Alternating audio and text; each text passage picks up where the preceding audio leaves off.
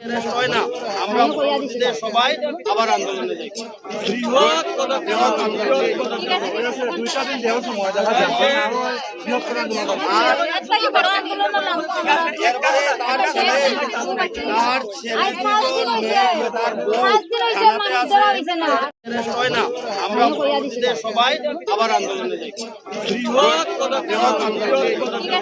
দুইটা দিন দেওয়ার সময় দেখা যাচ্ছে বৃহত্তর আন্দোলন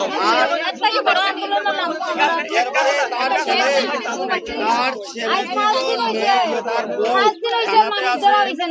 17 তারিখ আমাদের হুরুয়া কেষ্টুরা এলাকার একটা নাবালিকা শিশুকে রন্টু পাল চৌধুরী নামে একজন দুষ্কৃতী সেটাকে ওই মহিলাকে মানে কন্যা সন্তানকে দর্শন করেছে। তো দর্শন করার পর সেটা হসপিটালে ভর্তি অবস্থায় আছে। তো আজ অব্দি আসামিকে অ্যারেস্ট করা হয়নি।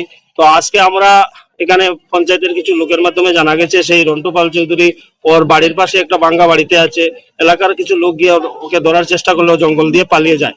তো সেই কারণে আজ আমরা এখানে সবাই এলাকাবাসী রাস্তা অবরোধ করেছি যাতে অতি সত্বর সেই রন্টু পালকে অ্যারেস্ট করা হয় সেই দাবি নিয়ে। পুলিশ প্রশাসনের ভূমিকা নিয়ে কি বলবো? পুলিশ প্রশাসনের ভূমিকা আমাদের কাছে একটু সন্দেহজনক লাগছে। তো আমরা আরো ভালোভাবে যাতে পুলিশ প্রশাসনের ভূমিকা পাই তার জন্য আজকে আমরা রাস্তা অবরোধে বসেছি।